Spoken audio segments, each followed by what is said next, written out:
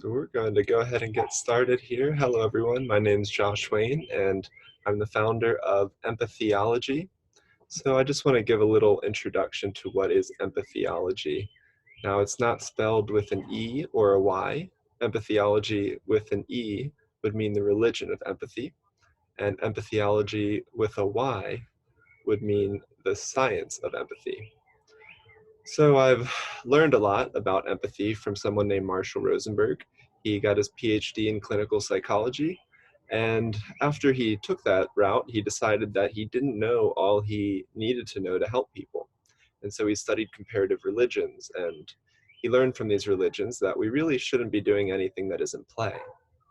So through this work and through the work of people like Alan Watts, it came to my mind that we need science. We need to learn about empathy, but with that science, we also need some sort of spirituality and some sort of religious aspect. A really neat kind of history lesson is that doctors used to be the same as priests. They used to heal you, they used to speak to God for you, and they would also work with medicine. And so now we've had a complete separation of both religion and science. So the thought behind empathyology was that it could be just like psychology or social work or biology. It could be a field of study and anyone can study it. Similar to reflexology. Uh, Reflexology is not exactly massage therapy. Hi, Becky. Reflexology is not exactly massage therapy, but it's a way to help you um, get in touch with your body, to relax, to give people massage. And so I've decided to create the reflexology of counseling, or the reflexology of psychology, and I called it empathyology. And so throughout the study and research of empathy, I've come across the work of Joanna Macy. And so what we're going to be working on today is her revolutionary work. So basically, she has a book called Active Hope. Now, I know a lot of people have heard of the word hope, right? It was Obama's message, we want to hope for change. And Joanna Macy says that hope is not enough. Hope signifies that we're hoping that something changes, whereas active hope means that we're actually trying our best to make that change happen. So I'd love to work together with you all to kind of visualize Joanna Macy's, her process that she goes through. And to do that today, I've got this dandelion here. So Joanna has the dandelion philosophy where, and you might have seen it on our advertising, but that the roots of the dandelion, see, right here, the roots are starting with gratitude. So she talks about social change, and she talks about the fact that it's really hard to have this movement of active hope and change if we don't come from a place of gratitude first. So today, whether you're sharing your video or not, I'd love it if everyone could just think of something they're grateful for. And I'm really grateful to be here with all of you today, and to have Steph here right next to me for this Earth Day, to hear the birds and the sun. But if anyone wants to share gratitude, you can share it now, or you could type it in the comments. I'll give you all a second. I'm definitely going to share. Yeah. I'm just so grateful. The silver lining of, having this time to be indoors and not to have to be darting around in traffic, and witnessing all over the world just how our environment is having a little respite from, human impact. And it just makes me so grateful to be able to witness that we can slow down. We aren't necessarily all completely reliant on that. Yet we are reliant on the earth and the water and all the things, but just very grateful for this earth and this time for us to slow down. I think it could be hard to see, see that as our lives have changed so much. But absolutely. Yeah. And throughout the day, just take the moment.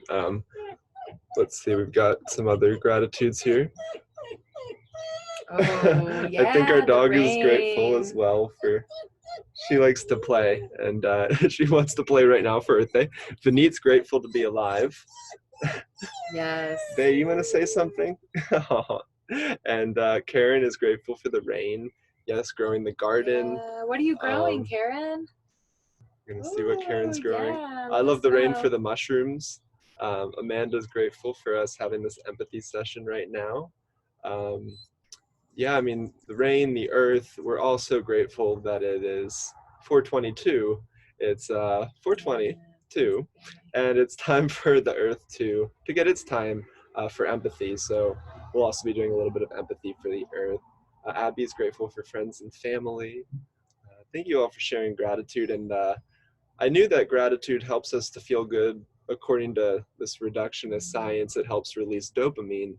I had another group leader I work with let us know that gratitude also reduces inflammation in the body. Um, and also, what also reduces inflammation in the body, Karen let us know that her garden has eggplants, tomatoes, herbs, and greens and flowers, all really healthy for us to thrive and stay well. Thank you, Karen, for growing all those delicious foods. Eggplant, the outer layer, is very high in antioxidants, which helps combat cancer. And herbs are great as well. And so we start with empathy. So often these social change movements start with what's wrong with the world, right? And Joanna Macy's idea of this dandelion here, again, I'll show it, is that you have to have the roots first. The roots are the empathy, or sorry, the roots are the gratitude. But then the second part, Yeah, Amanda dandelions. says yum too because they're delicious. They are delicious. Um, and then we have the stem. And so Joanna Macy says that the stem is honoring our pain. So it can be sad. And we're going to go around and just share maybe what we're sad about. Um, I think our dog Bay, she's kind of sad that, let's see if we can get a little view on her. Sorry for the Zoom people. I can't move. That she stopped being sad. She just wanted to be on camera, I think. Um, but but yeah. So if you guys want to share in the chat something that you're just sad about that you want to get off your chest, it's all right to be sad and to acknowledge that things aren't necessarily the way we'd like them to be. And we'll just have time right now to acknowledge that and to hear it. And do you want to share stuff about something? Yeah, I mean, I guess some sadness, some pain has been um, just, I don't know. I feel a lot of pain a lot about what's happening with the earth and the animals. And Mm. so witnessing that, I do get a lot of pain from that, actually. I feel really connected to it. Mm. Yeah. Yeah. Oh, sad for a lack of political leadership. Yeah, that makes me very sad as well. Hmm. Thanks, Amanda. Yeah, and I mean, I feel sad for a lot of the animals now in cages that are suffering for whatever reason. I mean, in China, we saw those wildlife markets, which just looked really terrible. And well, I don't want to say the privilege, but I was able to tour a slaughterhouse in Athens, and just seeing those conditions, hearing about the workers that are sick now with coronavirus. I'm just sad that this whole system, and one of the things that we'll talk about today is not seeing enemy images. I'm not angry at anybody who's involved in any of this, but just a sadness that, for many people, working at a slaughterhouse is the only job they can have. I've recently learned that people in jail are actually allowed to work in slaughterhouses, and they're paid a little bit better than the other jobs. And so it's just a sad experience, I guess. And Vineet here, he says that he's sad about the reactions from our leaders handling these difficult times. And, a lot of people are feeling scared about returning too soon. And so thank you for sharing that, Vineet. Um, Abby says she's sad for suffering and she misses hugs from friends and families outside of our home. Mm-hmm. Yes, Miss that is so hugs. sad. Yeah, we miss that as well. And being able to just connect with friends and to give them a big hug and we like to do acro yoga and connect and maybe going to concerts and all of these large events that have filled our souls. Putting that on hold can be tough. And so I appreciate you all sharing your sadness. I mean, you can continue to share a few bits if you'd like. But that is the second stalk. So we started with the roots of gratitude. Very important to start with gratitude, but then to honor this sadness, which is kind of the stalk. And we're still in the sadness. So Severin says, um, so yeah, we close the meat markets in China, and then what happens to the individuals which derive their livelihood from this practice? Exactly, it's a great question, and there's this system of suffering that perpetuates, that pays people well, and it makes it very tough for people to earn a living. Some people grow up maybe slaughtering animals, and they're not really sure what they can do. I will say that working in a garden is definitely a possibility, and we are going to need people harvesting plants and working in their front yards. In this section here, we don't claim to necessarily have the answers for everything, but that we're just all right with feeling sad for a second. Um, the next part of this dandelion is the seeing with new eyes. It's kind of up here. Maybe I'll say that it's the stem here on the flower. And we'll go back to Carolyn's real quick. She's grateful for the white oak pastures in Bluffton, Georgia, and for allowing their animals to live a natural life before they become food. And she's sad about factory farming and the way the animals suffer for the planet. So it's really great to just kind of see the differences that we all have and the similarities. Severin agrees, and to come together to find more fun and less costly ways to live life. So that's a lot of the work that I do is, what's not meeting our needs right now, what's maybe making it harder for us to enjoy life, and then what can we do moving forward to find satisfaction.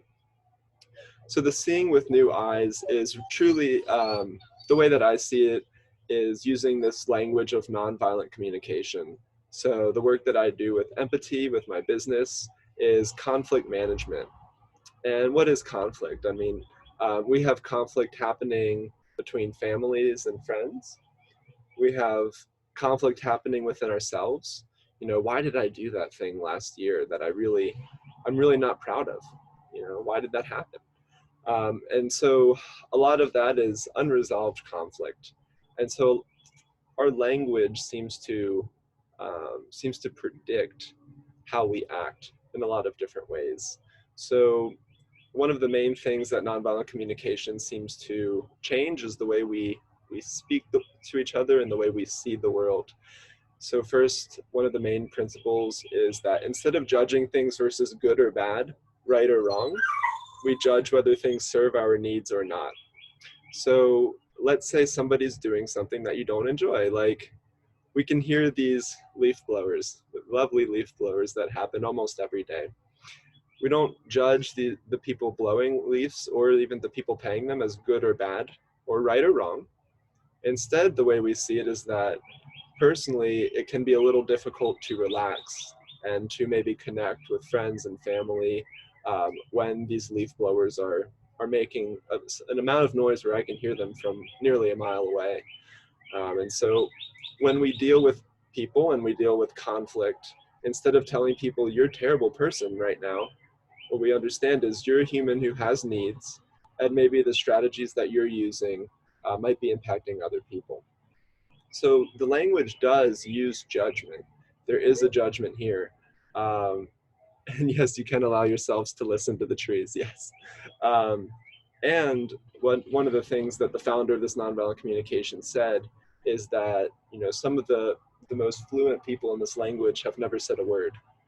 And so I think in this act of communicating, right, our dog right now, she doesn't speak English, but her needs are not being met for something. She likes to connect. She's not used to this porch being transitioned, and she's able to share her needs without blaming anyone.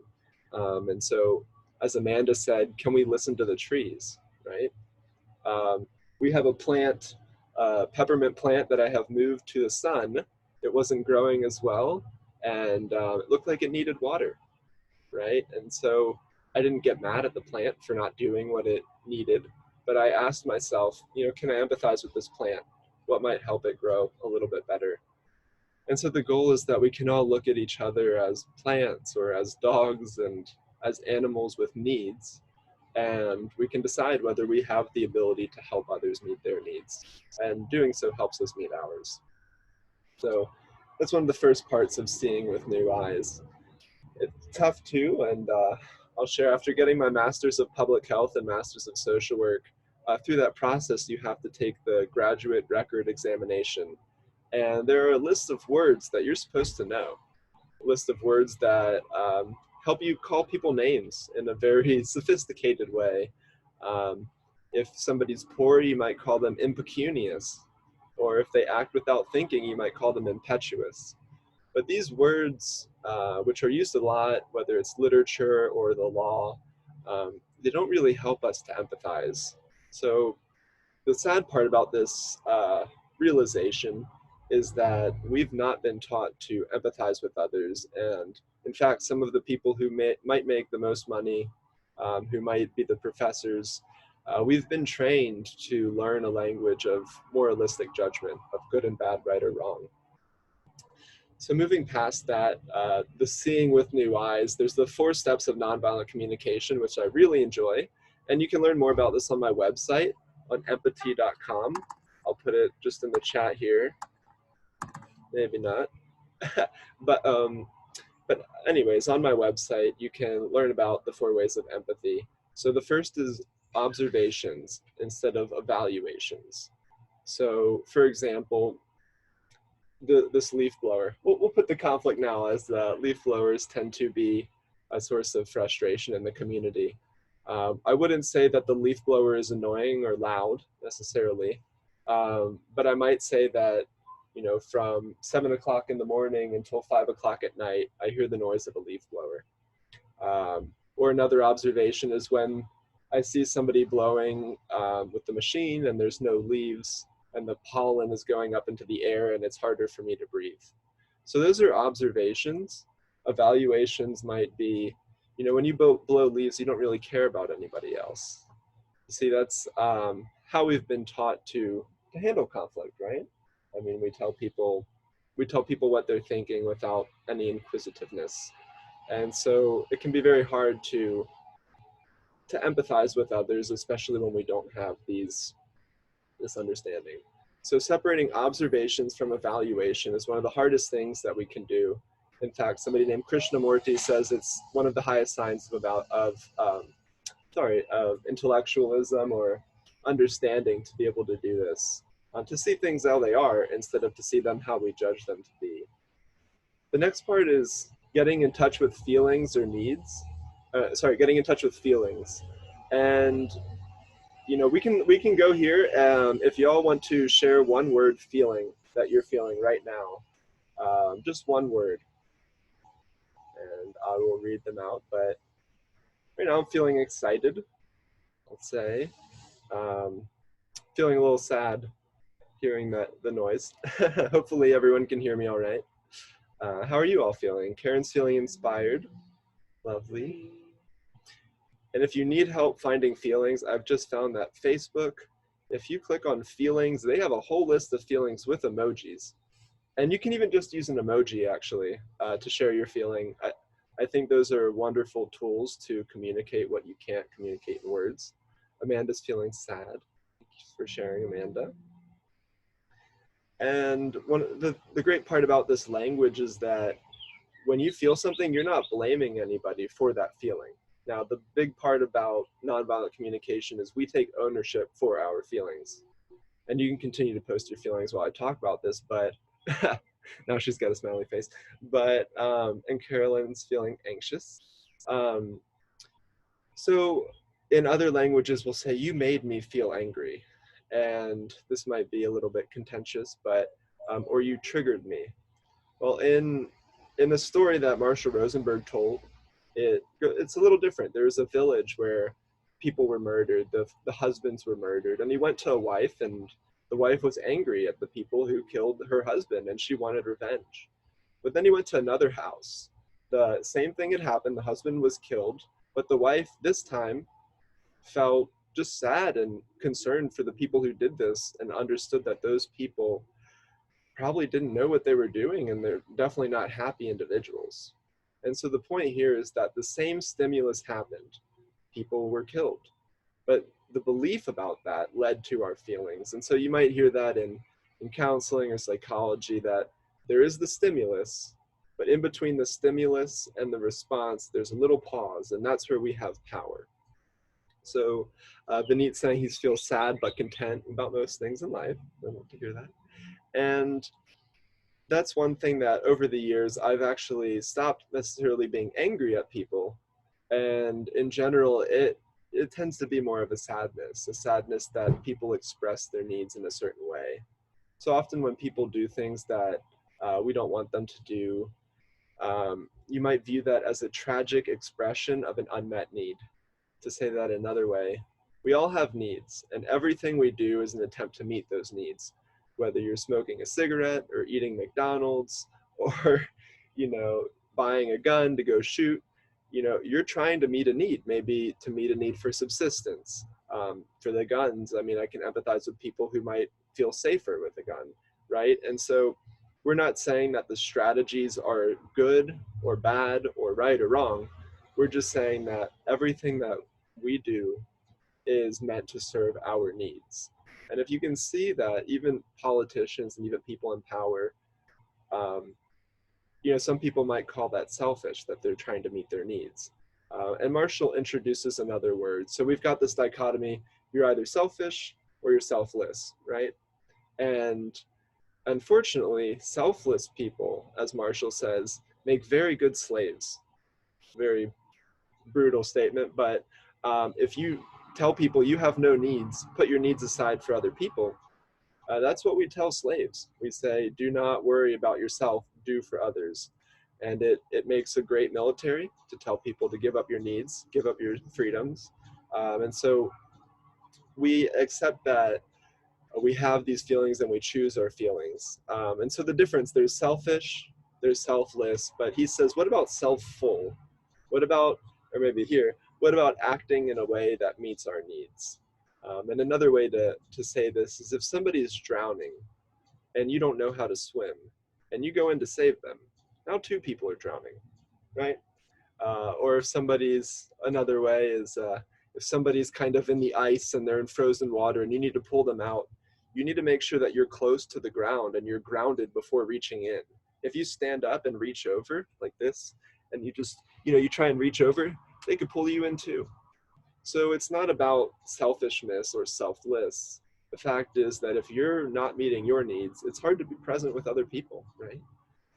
So getting through these conditionings of selfish and selfless, to feel the feelings that we feel, but also to realize that everyone is doing the best that they can. And when you realize that, you stop really seeing people as enemies. Maybe you just see it as pretty sad that this is what's going on in the world. But you're not necessarily angry. At least I haven't been in the past. And then we'll move to needs too. So a lot of the times we'll say, I need a computer, or I need a phone, or I need a dog, right? And we've confused our needs with strategies. So the way that I see a need is something that well, we'll say for humans at least, a need is something that all humans need to survive. A need for a system, right? Any system has needs, and if they're not met, they won't survive. So a business, for example, if you don't pay your taxes, or you don't advertise, or you don't talk with people, that business isn't going to continue. Or a car, if you don't put oil in it and you don't get it serviced, and you make sure the wheels are not working, if these needs aren't met, the car won't function, right? So let's go with the car. You don't necessarily need the best lights. You don't need the best tires. You just need something that functions. So what is the basic needs that we have? How can we break that down? And I really like Manfred Max Neef. He was an economist who thought about needs. And I will say a very interesting point that I've learned through school and through university is that it seems like the business schools and economics, they sometimes talk more about needs than psychology or social work even. And I have a degree in psychology and social work, and uh, I can't remember the amount of times we talked about needs, but it must have been less than five. Maybe we did the Maslow's hierarchy of needs, and then we moved on. But I really do think that needs are important. And a reason that we don't learn about needs in school is that you empower people when you teach them their needs. And once they realize their needs aren't met, they might make a request. Imagine school where students keep asking to go outside because they need sunlight and exercise. It's very hard to get through a curriculum when people are in touch with their needs and they're making requests for you. So if anyone here has been taught needs in school and feelings, and that was a big part, even a class, let me know, because I have not yet heard of schools that have focused on this. And I really wish that they would. So here are the 9 needs that Manfred Max Neef talks about. It's not a hierarchy, but he does say that this first is very important, and that's the physiological needs. Let's see. Okay, physiological needs. So we've got food, shelter, water. Can you see me now? I think. Food, shelter, water. Thanks. Food, shelter, water, sunlight, movement. I might even throw in connection and physical contact. These are true needs that humans have, and generally dogs and even trees have these needs: food, shelter, water. And so if those needs aren't met, it is very tough for you to do anything related to empathy. It's tough for you to help other people out because you yourself have not met those needs, whether you're hungry, whether you don't have a place to live. And so that's why if we were economists might focus just on one, these basic fundamental needs. Um, and as we see with the coronavirus, essential businesses have to be open. The places that get you food, the places where you live, right? Exercise, the parks are generally open. And so you don't need to exercise at a studio, right? That's a strategy, but you do need to exercise. And so the parks and the sidewalks are generally open in these places. And so moving past these physiological needs, Manfred Max Neef says, once you meet that first need, these other 8 kind of work together. So we have protection, right? Feeling safe. If you don't feel safe, it's very hard to do anything else. And I'll say that each person, we have different experiences. I'm a tall, white man, and I understand that I can go into certain areas and I might feel safer than other people. And so it's something that a lot of people who are maybe bigger just don't even think about. Whereas a lot of friends might not feel comfortable going into a city or a crowded area. So being in touch with that needs super important. I do see Abby saying nature is a need. Um, and they have closed some parks, yes. And hopefully there's still access. I know the state parks are open. We just went to Arabia Mountain the other day. But being outside, I think, is a huge need. And so what happens when your needs aren't getting met? I really like this definition. Is Manfred Max Neef says that when your needs aren't met, you might experience pathologies, right? Now, if your needs for food aren't met, you might die. But if these other needs are met, you might feel whatever these diagnoses are that people come up with. Now, I am not an expert in diagnoses, and I will never diagnose a single person with any sort of mental disorder. That's for counselors to do if that's something that you like. But if you do have mental disorders that get diagnosed, Manfred Max Neef would say that there's certain needs that you have that aren't getting met. And generally, those needs don't have any reference to any pharmaceutical drugs or any treatment. They're just needs that you have. So there's protection.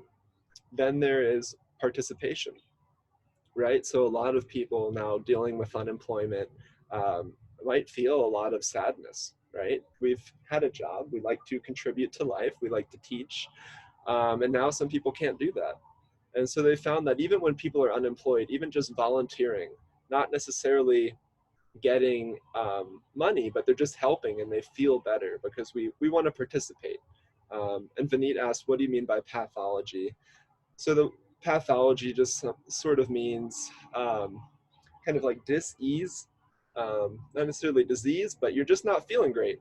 And the way Marshall might say it is we have different feelings that tune in to whether our needs are met or not. So if your needs are met, you might feel happy, excited, motivated, inspired. If your needs aren't met, you might feel sad, frustrated, scared, anxious, um, forlorn, hopeless. So by pathology, I might just say that as you might be feeling in certain ways that your needs aren't met. And on my website, there's a list of feelings that outline whether your needs are or not getting met. And Marshall Rosenberg has really created a great inventory. Again, I will say that if you look at the emojis on your phone, you can tune in to those feelings. My website. Let's see. I'll say too why he's doing that. You know, the way that our feelings really impact our energy. So really, if you think about this whole our entire existence, it's all energy, and so we have these high frequency feelings and these low frequency feelings. So and there is impact there too with just our energy. And the key to switching and altering that is gratitude. So the moment you come back to gratitude, coming back to that root of the dandelion that we were talking about before, anytime that we feel our energy maybe going into these places, it is, of course, this wonderful opportunity to step into gratitude. You know, what am I grateful for now? To shift you back, and then to honor what you're feeling. Again, honor the pain that you're feeling. So that's a valuable tool that you can come back to. And yeah, I've got a really nice book that talks about that. Maybe I can post a photo just of the different feelings and their energies and how you want to, you know, flip your frequency back to the higher vibrations. And it's not saying again that we have to always be in high, but to recognize.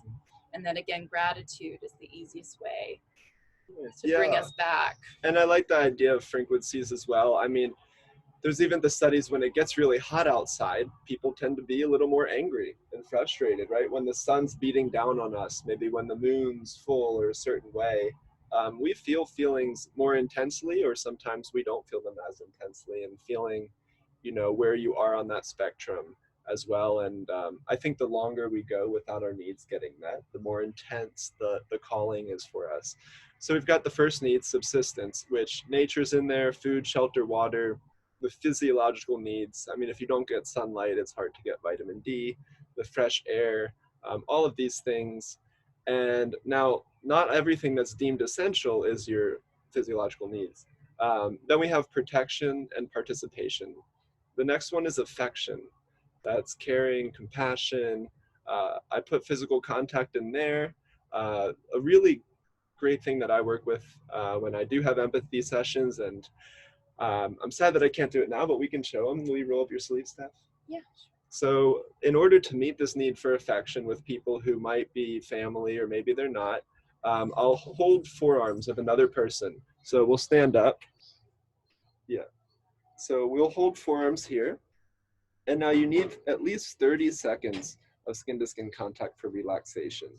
And you can all somewhat join us. Now you can do this with a dog. You can do this with another plant. But we'll do 3 ohms. So exhale everything out. Inhale for ohm.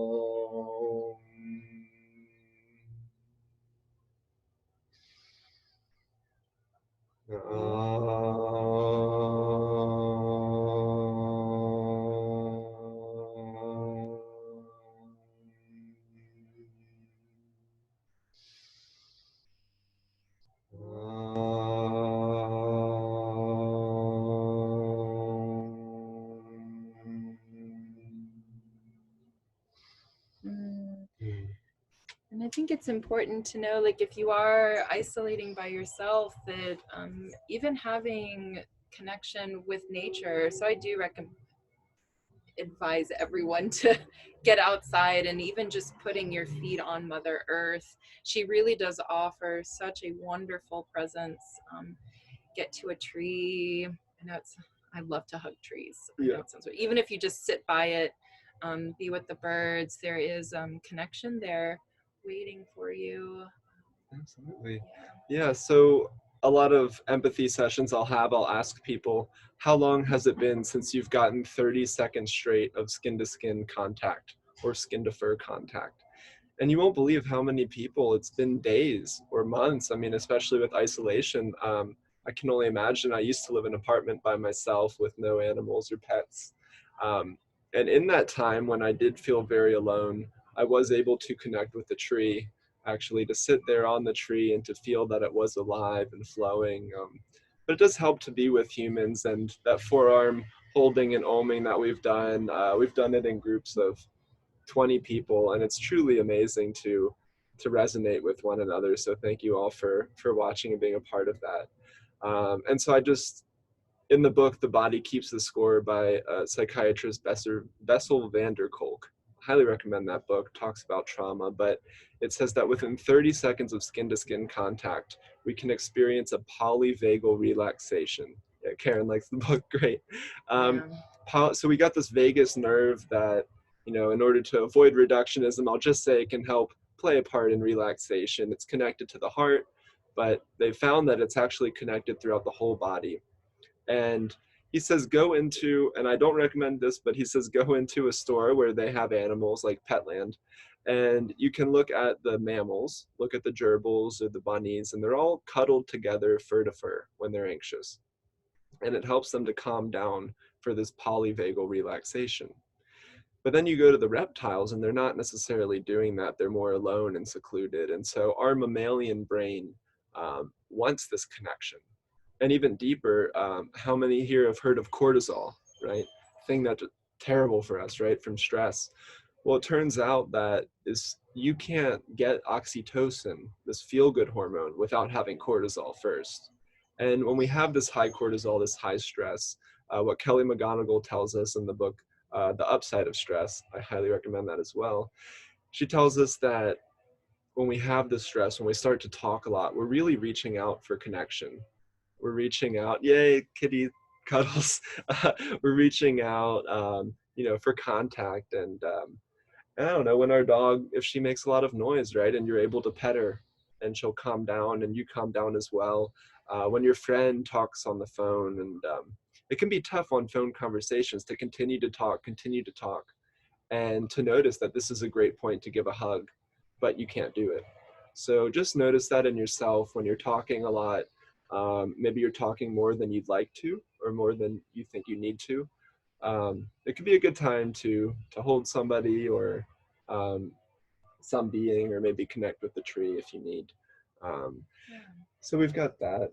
I'd like to show a quick exercise, Mm-hmm. or really a posture that I was taught with through the brain gym method, and it's called a hookup, and it's really a wonderful way to have a sense of almost like a self hug. And it's really simple Mm-hmm. to do. You can do it sitting, standing, lying. You'll basically want to make sure your ankles are crossed first. So that, again, that could be standing, laying. You'll want to take your arms like this first, so that the backs of the hands are together. You'll come in and cross and then interlace your fingers. So again, you're giving yourself a little self hand holding, and then you wrap it into your heart. And then you want to have your tongue go up to the roof of your mouth. So a few moments breathing in this position can be really centering. So if you are, in a space where you don't have someone to hug, this can give a similar experience to giving yourself a little bit of a hug. So just a little tool that may be helpful for any of you that maybe you're quarantining alone or without an animal. Mm-hmm. Really easy thing to use. Yes, thanks for sharing. So we've got different strategies to meet our needs for that. And I think even it goes into high school and fighting. I mean, how many times have you heard someone say, put a hand on me, before they fight? And just think, have these high school students had any physical contact? I mean, at this point, maybe your parents aren't hugging you anymore. Maybe you don't have any animals at home or any friends that you can really hug or connect with. And even if you do hug, maybe you're not getting 30 seconds straight. Um, I like seeing my massage therapist friends here, and they definitely know what I'm talking about by how physical contact can relax people. Um, and so, yeah, I think a lot of fighting might just come down to we're just not getting our needs for physical contact met. And if that officer pulls you off of another child and they're hugging you all right, and a lot of people say, like, the officer's the only one who talks to me anymore. It's the only person that I can actually connect with. And So that's a strategy. It might not be the best strategy, but it is the best one that people know how. And the goal here is to find strategies that are more fun and less costly to keep going with it. So we've got subsistence, we've got protection, right? We've got participation and affection. The next one's understanding, and that's a lot of what empathy focuses on is you need understanding. I need understanding. We all need it. But we're not taught how to give it, not to other people or to ourselves. And when you do, if you do learn the language of nonviolent communication, and if you just go on YouTube and type it in, you can find tons of videos on how to do this. Um, but the hard part is once you learn this language of empathy, everyone will want you to empathize with them first. So I tell people it's somewhat of a blessing and a curse because if they don't know how to empathize, it's very hard for them to listen to you. And so, what Marshall, the founder of Nonviolent Communication, says is sometimes he has to take a few hours to be by himself and give himself emergency first aid empathy. You have to go home or go to your bed and just say, what was I feeling there? What were my needs? Why did I do that? And oh, I see. Like I tried this because I thought it would help. It didn't. I'm going to do something different the next time.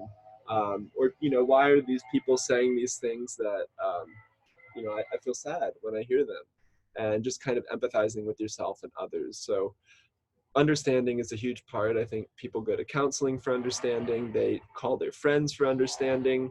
The hard part is when you call your friend or family member, and maybe people have heard that venting is not effective. Thanks, Amanda, for posting that.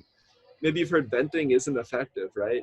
And the reason that I think that is because what do we do when you share something with your family members or your friends?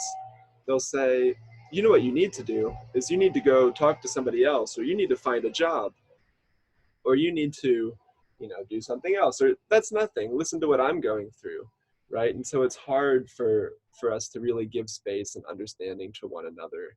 And I think that understanding and empathy is very lacking. And Yeah. a lot of these gun violence issues, which I do think that we shouldn't be giving everyone guns, but I'll say that if people had more understanding, maybe we wouldn't be shooting each other, and Yeah. that kind of thing. And I think too, as we learn empathy, and I'm still learning, we're all still learning, speaking when you do want to speak to your family, just be like, I'm just looking to be heard and Mm-hmm. to ask maybe for them to empathize, and that can Mm-hmm. maybe help their journey and opening to empathy as well. And again, going back to the earth and our celebration of Mother Earth, and being able to go to her and Mm-hmm. see what understanding we need to learn from her and what are her needs, Mother Earth, and thinking about all these needs for her as well is a way for us to also learn. Yes, So and like piggybacking off of that, when we ask for understanding, and you ask for somebody to listen to you, you cannot say, "I want you to listen to me and empathize with me." Instead, what you can say is, "Do you think you could repeat back what you heard me say?" If you're truly working on this practice, and you're able to say, when you said this thing, I felt this way because I'm needing something. Do you think you can repeat this back so I know that you heard what I said? And that's the hardest process, because oftentimes you can be perfect at speaking this language. You can know exactly how to voice your feelings and needs, and chances are the other person will not hear exactly what you said. Sometimes it takes 3, 4, 5 times to for people to repeat it. And so that's also why, as part of my empathy work, I have done conflict resolution with groups where we have a friend and their roommate, or a father and a daughter, or a mother and a son, and a mother and a daughter will come together, and we'll have one person talk and say what's alive in them, what they're feeling and needing, and we'll ask the other person, what did they say? And on the first time, they usually have not heard exactly what the other person said. So just be careful about asking for empathy, because somebody will say, I am empathizing with you. And we'll get to how to make a request too. But requests must be doable. And to ask somebody to listen to you is not a doable request. But to ask them to repeat or to clarify what they said is very doable. And Amanda is posting all this on Facebook. I love it. It's all there. And so yeah, so there's understanding. And then there is leisure, having this downtime. Now, I think that given this pandemic and the stay-at-home order, I think a lot of people will be meeting this need for leisure that was not met previously, right? Yeah, and I think too, this is a lot of what I've been diving into. We are kind of in this culture. I mean, everyone knows that we are encouraged and rewarded to continue to push and go, and not necessarily enjoy our leisure or take time for leisure. And if I know, I definitely found myself without work, and it was hard for me to really lean into just letting myself have downtime and recuperate from many years of working and being of service to others. So I think it's really important that we do honor having some time to be inward and um, to just witness what's happening in ourselves. I do think collectively we're being offered this time to slow down. Mm-hmm. And I do think that, Mother Earth and and helping her Mm-hmm. through this Yeah, is Mother Earth needs leisure too. she And so, definitely so needs what Marsh or leisure. what Manfred Max Neef says, the guy who came up with these 9 needs, um, or maybe who discovered them, I guess, he says that without leisure, you can't have creativity. So we put Yes. this, Steph put this together today. She's been putting together a lot of different Zoom meetings and different webinars and ideas, and just letting the creativity flow. But it doesn't flow if you don't have a break. If you're constantly going day in and day out, you will not have time for creativity. And so that's the hard part about you don't, my musician friends, you don't work, do you? You play music. You don't work it so hard.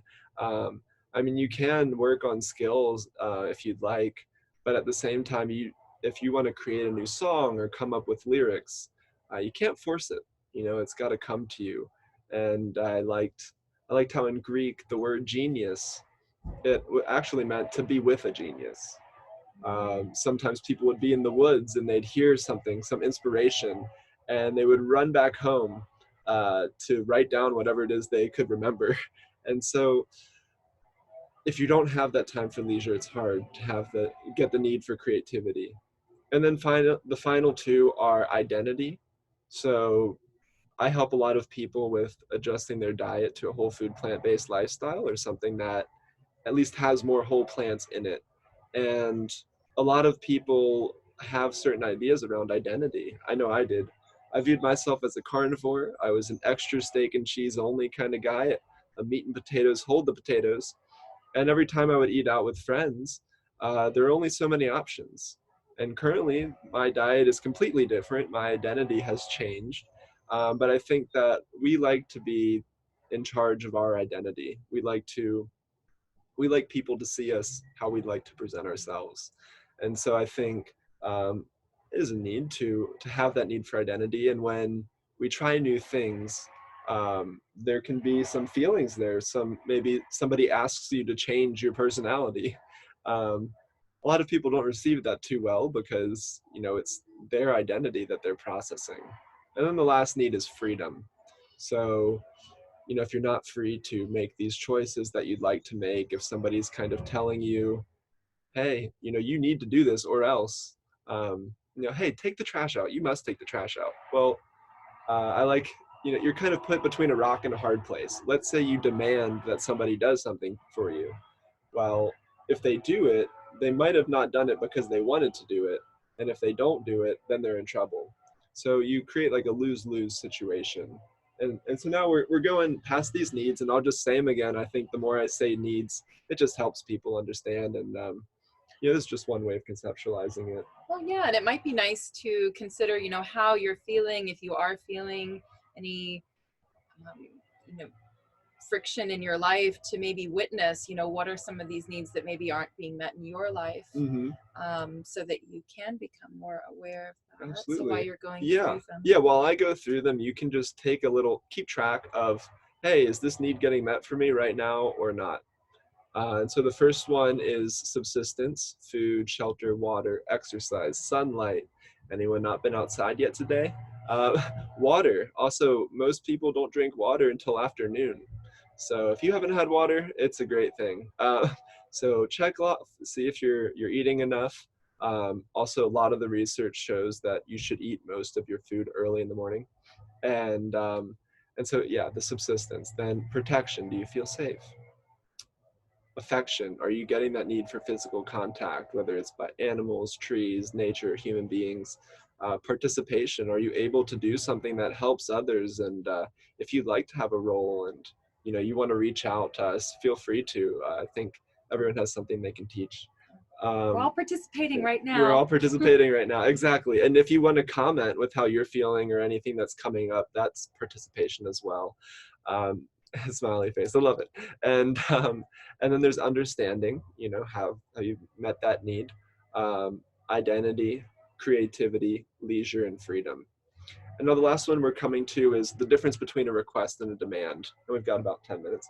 And I'll say that we don't want to demand anyone do anything, because anytime someone does something they don't want to do, everyone pays for it. How many times have you asked somebody, you want to hang out with a friend, and you say, I want you to come over? Well, what if they don't want to and they do it anyways, right? Or what if they clean up their dishes but they didn't want to clean up their dish? You don't want somebody doing something that you asked if they don't want to do it. And so Marshall Rosenberg had this awesome card. If you ask somebody to do something, give them a card and say, only do this if you'll do it with the joy of a child feeding a baby duck. And otherwise, don't do it for me. If I want you to pick something up off the ground and you do it and you did not want to do it, everyone pays for it. So now, how do you make a doable request? Well, if anyone's familiar with SMART goals, that's a nice place to start. But basically, like I said earlier, you can't ask for people to listen to you, but you can say, would you mind repeating what you heard me say? And now when they repeat it, and chances are they're not going to have heard what you said, you can also say this, which is kind of level 2 of nonviolent communication. I see that I haven't made myself clear. Do you mind if I repeat myself, and maybe you can let me know what you heard? And that way it takes any blame off anyone else, and you say, look, I'm trying here. Let me try again because I didn't communicate what I was needing.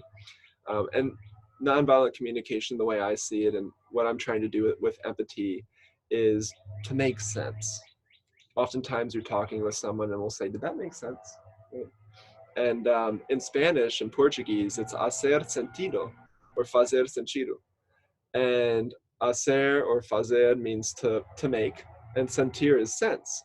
So when I saw that word, I said, well, sentir is sense, sentido is past tense. So does that mean to make felt? We've got a feeling. I'm feeling sad. And I ask you, did that make felt? Did that make sense? Did it make meaning to you? So we're trying to communicate our feelings with other people. And it can be very hard to do that when we're not in touch with feelings. So I hope that this practice will help you make felt what you're feeling in other people, because that's the goal here. If you're sad and somebody thinks you're angry, it can be very tough to communicate. So the requests, right? Instead of, I want you to love me, that's not a doable request. But you can ask, in the morning when we wake up, can I have a kiss? Or something like that. Or when you see me, can we have a hug? Right? And the other person might ask, even if I don't want to, you know?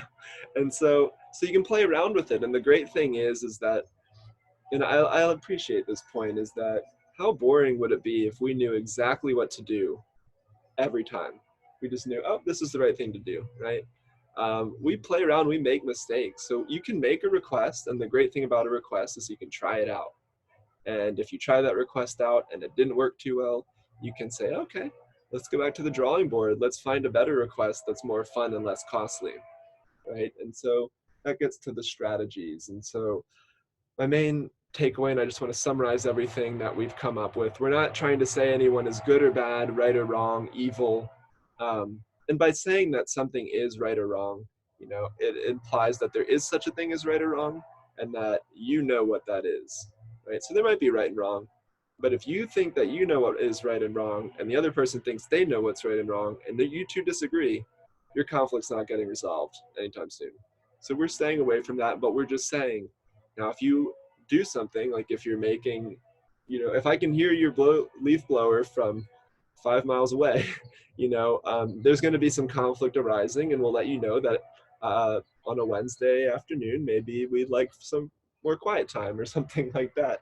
And so you can make a doable request. You can say, can you blow the leaves in the morning, and in the afternoon we can have time for quiet, something like that. So yeah, we've got the observations and evaluations. We're not telling people they're bad. We're just saying my needs aren't getting met. Would you consider a different option?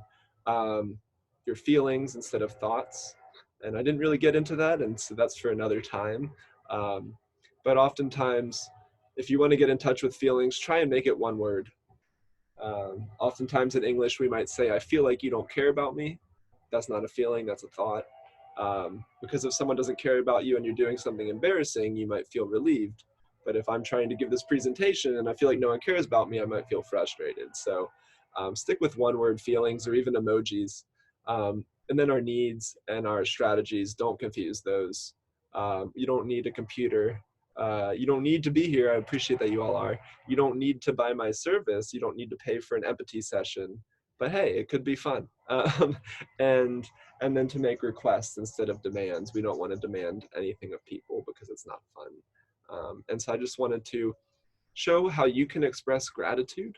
There's this nonviolent communication gratitude where I'll say that thank you all to everybody who is watching right now. I feel really excited and satisfied, and it really meets my needs for participation and making a difference.